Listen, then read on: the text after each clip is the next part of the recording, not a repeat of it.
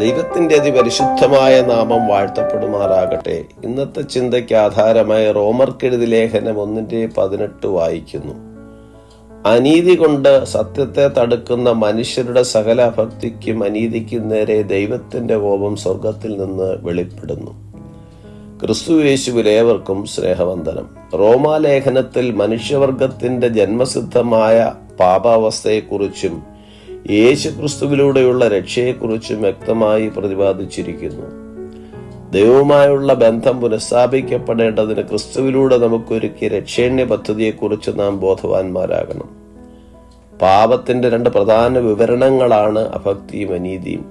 അഭക്തി ഒരു വ്യക്തി ദൈവത്തിൽ നിന്ന് വീണുപോയതിനെ കാണിക്കുന്നുവെങ്കിൽ അനീതി കുറ്റബോധം വർദ്ധിപ്പിക്കുന്നതാണ്. അഭക്തിക്കും അനീതിക്കുമെതിരെ ദൈവകോപം സ്വർഗത്തിൽ നിന്ന് വെളിപ്പെടുന്നു. ദൈവവുമായുള്ള ബന്ധം പ്രാഥമികമാകയാൽ ദൈവമഹത്വത്തിനായി ജീവിക്കുന്നതിൽ പരാജയപ്പെടുന്നത് പാപാവസ്ഥയാണ്. ദൈവവുമായുള്ള ബന്ധം ശരിയായി പുലർത്തുന്നത് ഭക്തിയാണ്. ദൈവഭക്തിയില്ലാത്തവൻ അനീതി ചെയ്യുന്നു. ധാർമ്മികത ദൈവഭക്തിയിൽ നിന്ന് വരുന്നതിനാൽ ദൈവത്തെ കൂടാതെ നീതി സാധ്യമാണെന്ന് വിശ്വസിക്കുന്നത് പാപം തന്നെയാണ്.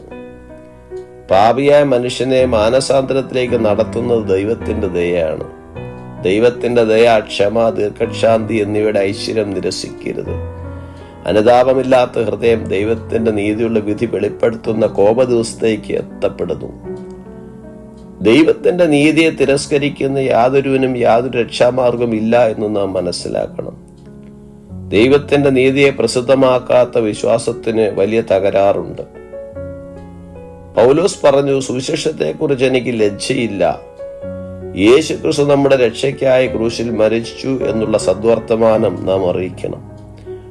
അനീതി കൊണ്ട് സത്യത്തെ തടുക്കുന്ന മനുഷ്യർ എന്ന് എഴുതിയിരിക്കുന്നത് ദൈവത്തിന്റെ നിലനിൽപ്പിനെയും അധികാരത്തെയും അംഗീകരിക്കാത്തവരും അറിഞ്ഞിട്ട് അത് പരസ്യമാക്കാതെ ഒളിച്ചു വെച്ചുകൊണ്ടിരിക്കുന്നവരുമാണ്.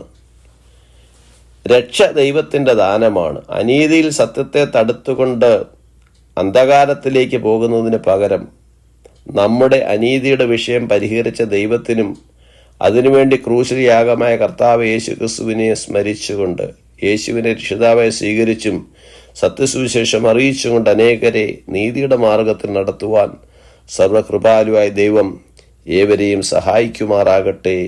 ഈ വചനങ്ങളാൽ ദൈവം നമ്മെ ഏവരെയും അനുഗ്രഹിക്കും. God bless us all.